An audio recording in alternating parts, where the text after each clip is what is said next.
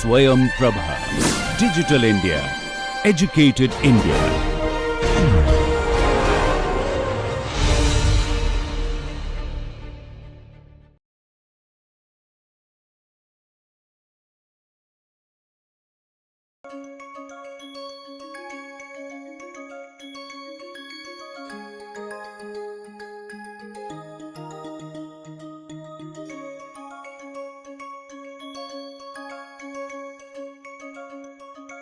So what's the stakeholder interest in ESG?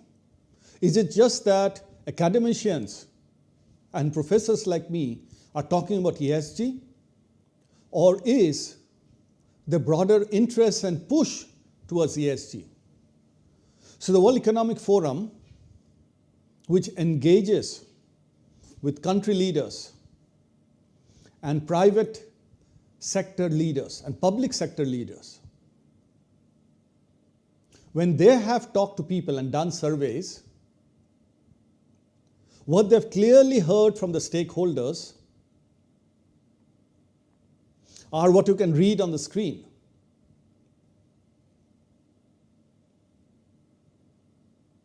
I encourage you to read what's on the screen and what the stakeholders are saying. So principles of governance, if you read what's on the screen, you'll see the definition of governance is evolving as organizations are increasingly expected to define and embed their purpose at the center of their business. This is exactly what I said in my very first week's lectures. And if you read on, but the principles of agency, accountability, and stewardship continue to be vital for truly good governance principles. Basically, you have to be responsible. The company and the company management and the company board have to be responsible for good governance. And look at the findings on the planet. And if we read on the screen, an ambition to protect the planet from degradation, including through sustainable consumption and production, sustainably managing its natural resources, and taking urgent action on climate change so that it can support the needs of the present and future definition. Because we have to keep the planet safe and healthy for our future generations. I have an obligation to protect the planet for the next generation, which all of you who are watching this video. And you will have an obligation to protect the planet for people who come after 100 years or 200 years. And if you look at people, an ambition to end poverty and hunger in all their forms, and dimensions, and to ensure that all human beings can fulfill their potential in dignity and equality and in a healthy environment. So businesses have to contribute to that. And prosperity, an ambition to ensure that all human beings can enjoy prosperous and fulfilling lives, and that economic, social, and technological progress occurs in harmony with nature. What it basically means is that all people are born equal and they should have similar quality of lives. There can be differences, not a situation where some people have everything and some people or many people have nothing. It has to be shared prosperity. So these are some of the verbatims and summaries that came out and was published by the World Economic Forum. So then the World Economic Forum survey also went on to ask the companies and the CEOs and the management to what extent the stakeholders are pressurizing the management on ESG. And you can read it for yourself.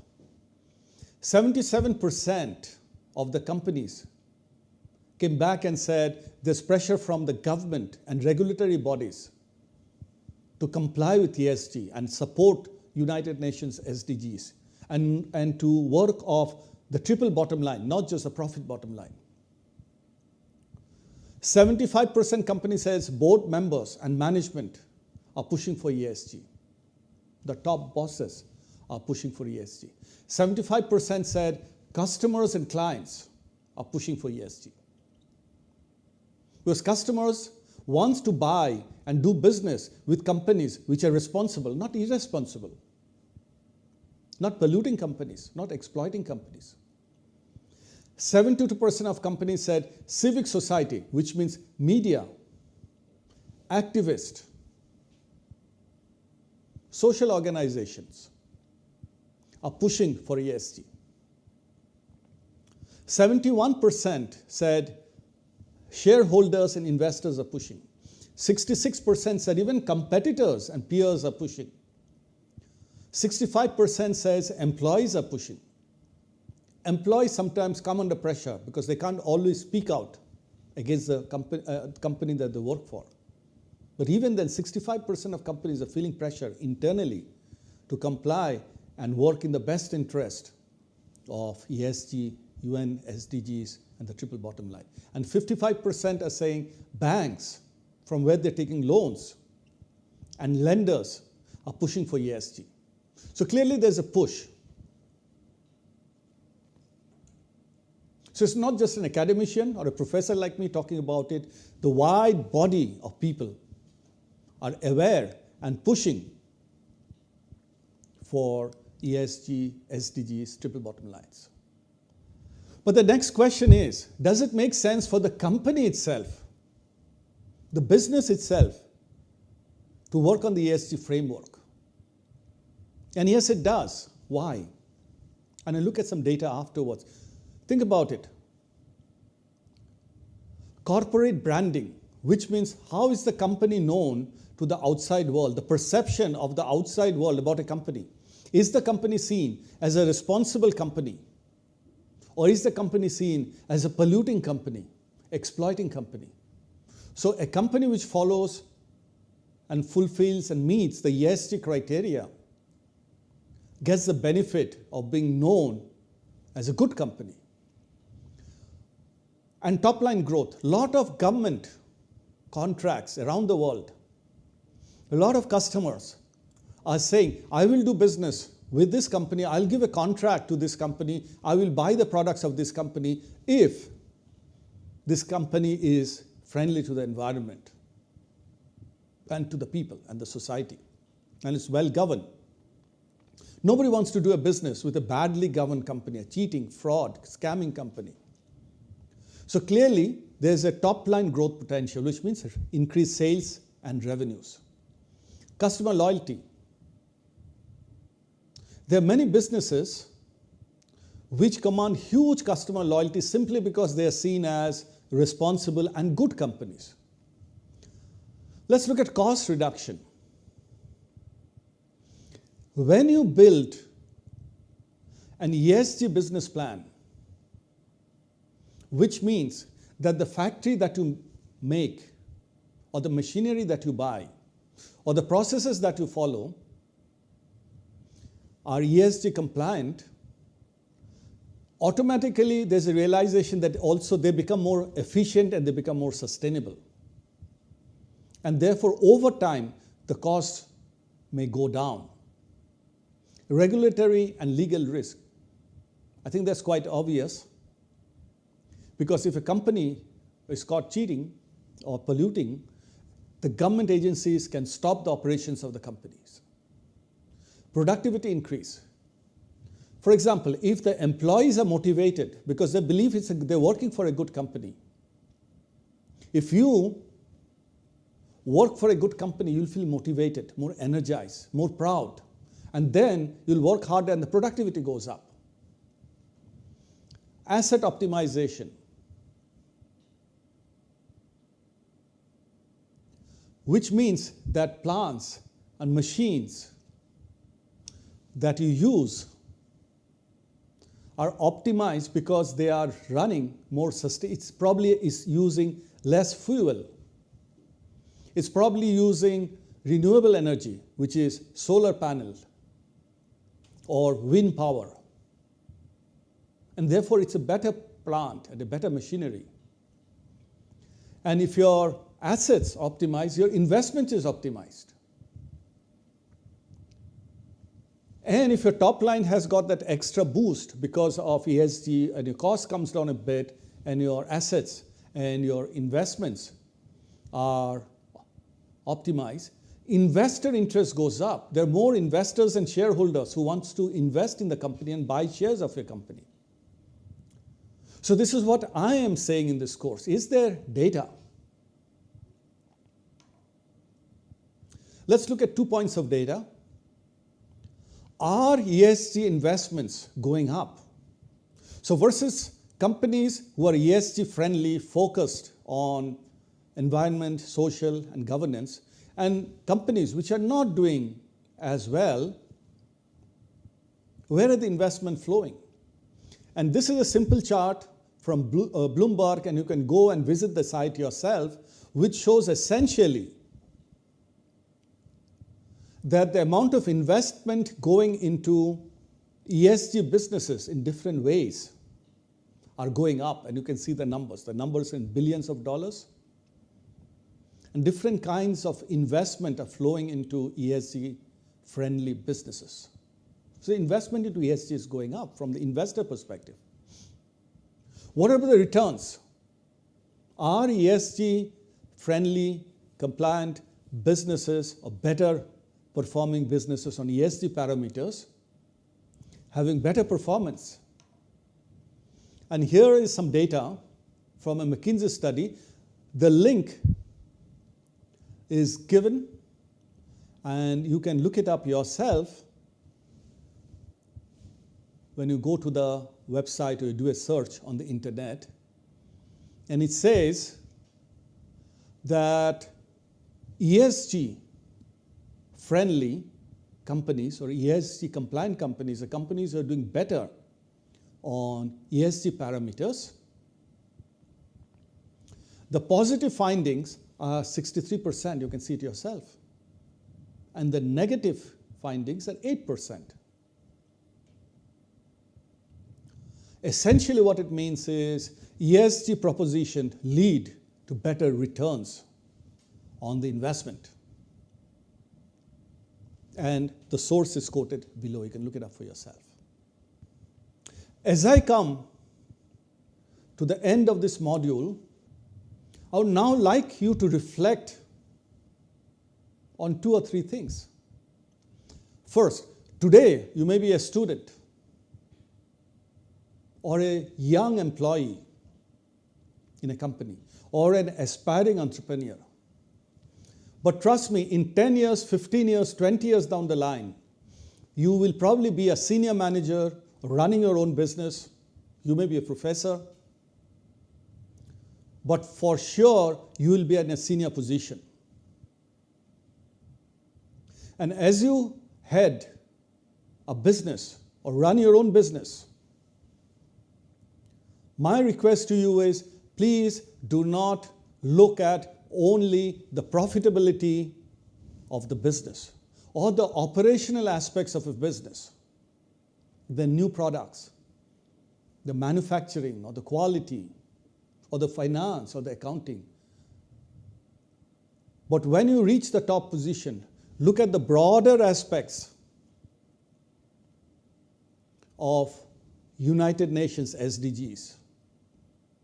How can you as a business leader contribute to lowering poverty, lowering hunger, increasing education, increasing health, reducing discrimination, reducing pollution, improving quality of life. How can you do that as a leader 10 years, 15 years, 20 years down the line? And I would like you to start thinking from now by doing the following exercise. If you are a student, think of a company that you want to join. If you are already an employee, think about the company you are working for. And if you are an aspiring entrepreneur, look around for businesses where you want to start your own business. And do a search on the internet. And see if your dream company or your current company publishes its SDG program or ESG program. Normally, all good companies will have a page which talks about their SDG or ESG program. Look it up. And when you look it up, look at what impact that company, your company, is having today on society, on the environment, and how's the reputation of the company. And does the company have any legal issues? I encourage you to write it down in your journal.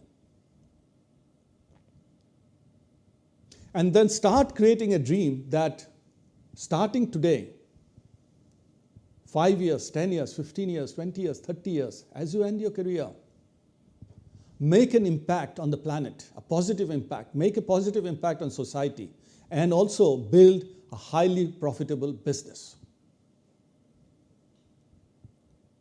So please reflect.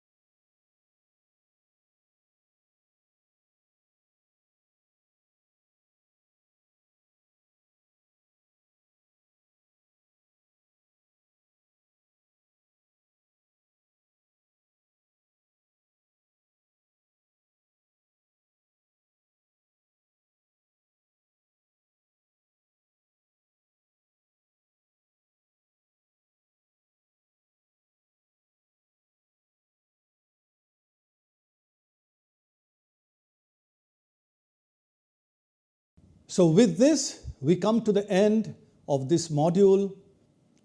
Namaskar, good luck.